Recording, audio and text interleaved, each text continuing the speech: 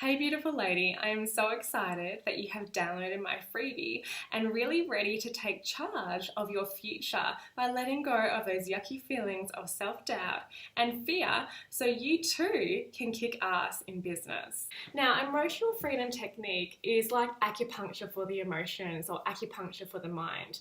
What we're doing is we're tapping on the beginning and end points of meridians on our face, our chest, and underneath our arms, while thinking of a particular emotion or issue that's upsetting you, will help to let go of that feeling from your body, in turn allowing you to let go of the emotions that are no longer really serving you.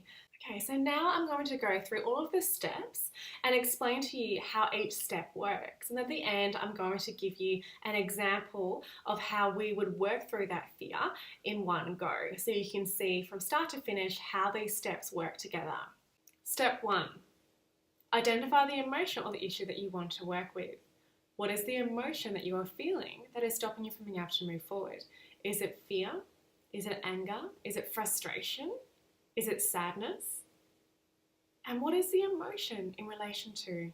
What is the trigger that's causing that emotion to arise? If the trigger is doing a Facebook Live, what is the emotion that you feel or experience when you think about doing the Facebook Live? I would say it's probably fear. Step 2. Rate the intensity of the emotion that you're feeling on a scale of 1 to 10. 10 being highly intense, 0 being you don't feel it at all. So how does it feel to you in this moment as you think about that trigger? Step 3, we are going to be now saying the setup statement while tapping on the karate chop point or the small intestine meridian point on the side of the hand. Now this statement helps you to be able to let go of the emotion of fear or anger or sadness, or whatever emotion that you're dealing with, from the subconscious mind. Because the subconscious mind wants to keep you safe, it wants to keep you out of harm's way, and often it doesn't want you to let go of the fear or anger or whatever the emotion is, because it wants to sabotage you from being able to move forward to essentially protect you and keep you safe. But we don't want that. So we need to make sure that we say this setup statement as step 3 before we continue in actually letting go of the emotion that is no longer really serving us. So we're going to be tapping on the side of the hand while saying this setup statement, which sounds like this. Even though I have this fear, I deeply and completely accept myself. And you say that setup statement 3 times while tapping on the side of the hand. It doesn't really matter if you use 2 or 3 fingers. I actually use 3 fingers because I'm making sure that I'm definitely tapping that point, and you are just going to tap that point while saying the setup statement 3 times. Step 4 is to tap on all of the meridian points 7 to 10 times using 2 to 3 fingers. It doesn't really matter as long as you're hitting the point, and you're going to be using light pressure, so don't press too hard on each point. Light pressure is still going to be as effective. And while we're tapping on the points for a total of 3 rounds, we are going to be using a statement that reminds us of what it is that we're working on. And so that can be, whether it's anxiety or fear or doubt, you're going to be using the statement of this fear or this doubt or this anxiety. And what that does is it helps you to focus on the specific issue or feeling or emotion that it is that you're wanting to shift. So go to your PDF, and if I was you, I'd print off the page which has the points, the tapping points on, so you can use that as we go through this process.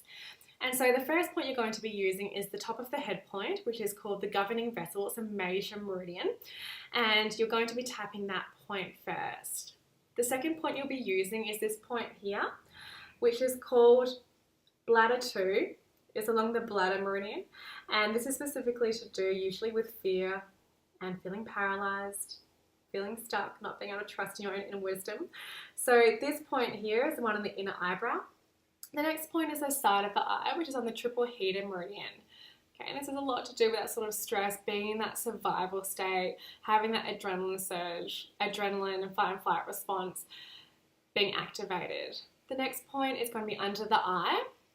This is along the stomach meridian, which is to do with all of that worry, over-analyzing. Okay, the next point is another governing vessel point, which is underneath the nose.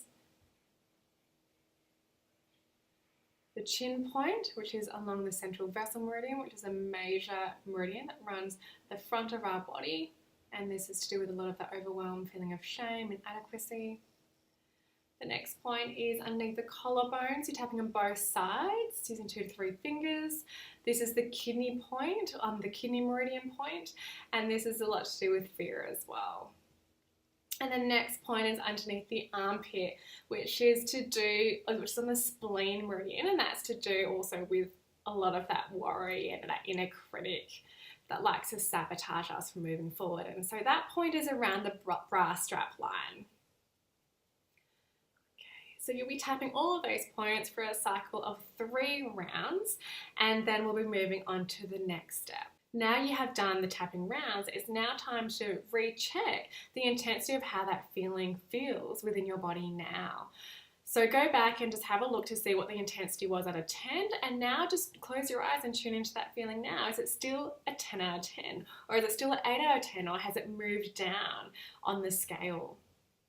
You may notice that the feeling might not be in your throat or your chest anymore. It might be in your stomach, or maybe it's no longer a feeling that's really, taking up space in your body. Maybe it's down to a 5 or a 4. It's really common that after 3 rounds of tapping, and if it was quite high, like a 7 or 8, that will often go down to around a 5 or a 4. But what we're really looking for is for it to go down to a 2 or a 3, because that means that it's no longer really having a huge impact on you. It's just another emotion, and it's not really blocking you or taking up a lot of space within your body and making you feel that real unease. So you can just take those steps now and move forward and feel good within yourself and more resourceful to actually move towards what it is that you want to move towards next, which is your goals. Okay, so let's put it all together. So we're going to be working on the fear of rejection. Now, the fear of rejection used to create huge amounts of anxiety for me. I used to feel the fear in my throat, my chest, my stomach. I'd have panic attacks when I put myself into social situations. I'd get really fearful if I was going to go and network with women. It would literally stop me from going out in public because the fear was so paralyzing. Thankfully, to EFT and a lot of other work that I've done, it no longer has the same effect. And I can just show up and be myself authentically and believe in myself to be able to achieve what I want in my business and my life. Okay, so the fear is of being rejected, and the context that I would usually feel that fear in would be when I was networking with women, or when I was doing a Facebook Live or putting myself out there. So for the purpose of this example, the context will be doing a Facebook Live. And then I would rate the intensity of that fear of being rejected while doing a Facebook Live out of 10. And I can tell you now, it probably was about a 10 out of 10, because the intensity and anxiety I felt in my body was so extreme, it was debilitating. And then I would go through and now do the setup statement. Even though I feel this fear of being rejected while doing a Facebook Live, I deeply and completely accept myself. Even though I feel this fear I'll be rejected when doing a Facebook Live, I deeply and completely accept myself. Even though I feel this fear of being rejected while doing a Facebook Live, I deeply and completely accept myself. And now we go straight into the tapping, and usually I close my eyes and really tune into that fear, and I'll say the statement, this fear, this fear, this fear, this fear, this fear, this fear, this fear, this fear, this fear, this fear, this fear, this fear, this fear. And you're going to go ahead and do that tapping for 3 rounds, and at the end of the 3rd round, close your eyes, take a deep breath from your heart center,